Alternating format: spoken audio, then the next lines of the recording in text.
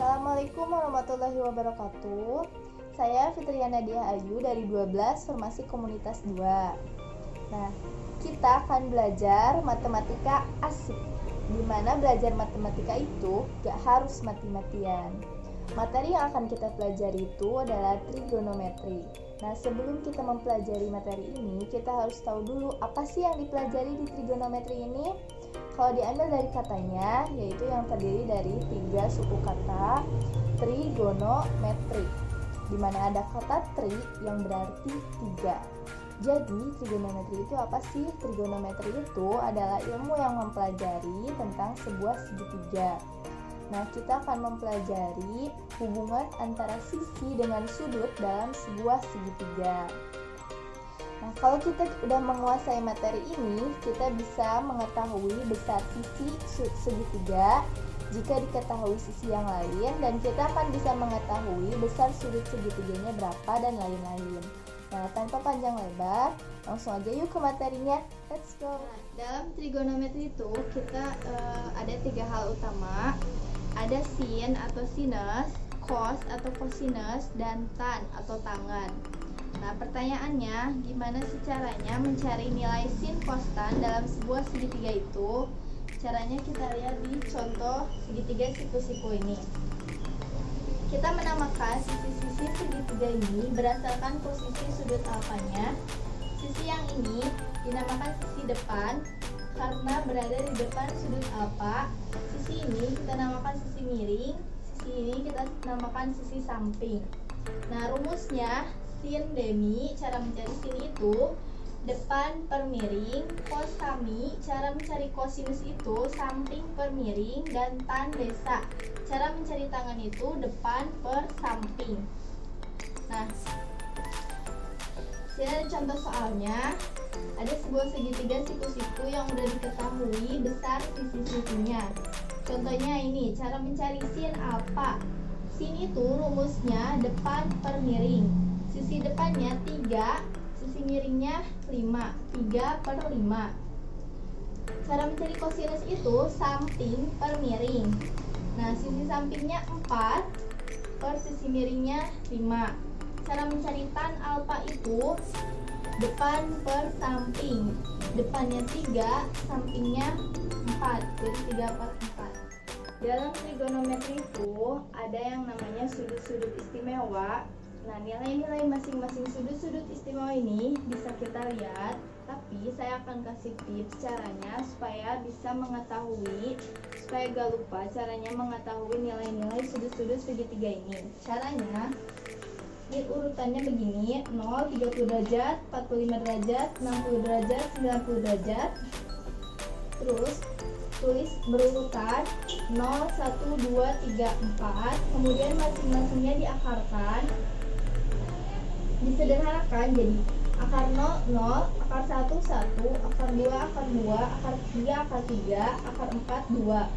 Masing-masingnya dikalikan dengan setengah. Jadi 0, 1 per 2, 1 per 2 akar 2, 1 per 2 akar 3, dan 1. Nah, untuk nilai cos ini hasil dari posisinya jadi dibalikan. Posisi balikan dari nilai sin. Satunya jadi di depan, 1 per 2 akar 3 jadi urutan kedua. Ini 1 per 2 akar 2 tetap di tengah, 1 per 2 jadi di sini, 0 jadi di terakhir. Untuk tan ini hasil pembagian antara sin dibagi cos. 0 dibagi 1, 0, 1 per 2 dibagi 1 per 2 akar 3, 1 per akar 3, 1 per 2 dibagi 1 per 2, 1, 1 per 2 akar 3 dibagi 1 per 2 akar 3, 1 dibagi 0 itu tidak terdefinisi.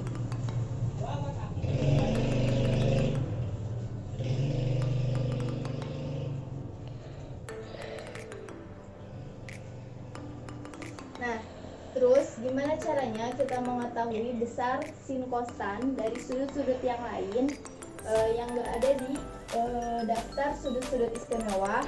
Nah, caranya kita menggunakan yang namanya kuadran. Kuadran itu apa? Kuadran itu adalah pengklasifikasian sudut.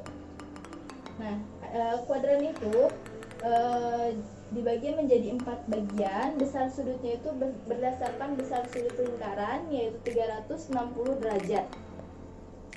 Kuadran 1 itu semua sudut yang berada di antara 0 derajat sampai 90 derajat. Kuadran 2 semua sudut yang berada di antara 90 derajat sampai 180 derajat. Kuadran 3 semua sudut yang berada di antara 180 derajat sampai 270 derajat. Kuadran 4 semua sudut yang berada di antara 270 derajat sampai 360 derajat. Nah, terus gimana kalau besar sudutnya itu lebih dari 360 derajat?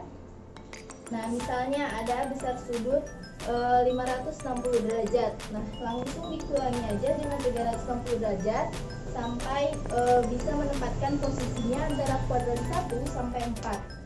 Misalnya ada besar sudut 560 derajat. Kita kurangi dengan 360 derajat, berarti hasilnya jadi 200 derajat. Nah, 200 derajat ini letaknya ada di kuadran ketiga. Berarti di sini kita tulis 560 derajat. Nah, gitu.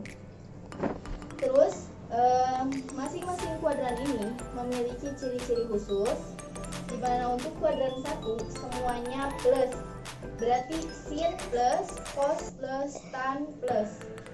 Kuadran 2 sinnya plus atau positif, kecuali sin itu negatif. Terus kuadran 3 tannya positif, berarti yang lainnya negatif. Kuadran keempat cosnya positif, berarti yang lainnya negatif. Nah, terus di sini ada yang namanya patokannya. 180 derajat itu tetap, 90 derajat dan 270 derajat itu ganti. Maksudnya apa? Kita ke contoh soal. Ada contoh soalnya, misalnya sin 120 derajat. Nah, 120 derajat ini berada di kuadran kedua, berarti sinnya positif. Positif sin. Nah, 120 derajat ini kita boleh ganti dengan 180 derajat.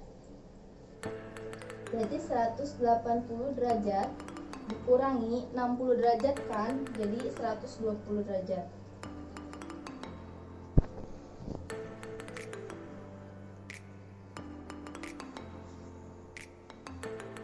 Positif sin 180 derajat ini tadi tetapkan, berarti 180 derajatnya itu hilang, jadi sin 60 derajat. Sin 60 derajat itu 1/2 akar 3.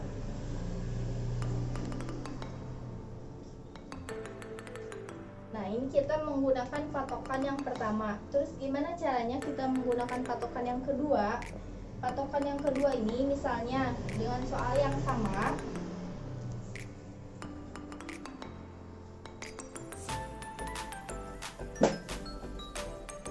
berarti ini ada di kuadran 2 kan, positif sin. Nah, kita menggunakan patokan yang kedua, misalnya 90 derajat ditambah 30 derajat kan, hasilnya 120 derajat. Nah, karena kita menggunakan patokan kedua yang berarti diganti, sin itu kita ganti dengan cos, cos itu kita ganti dengan sin.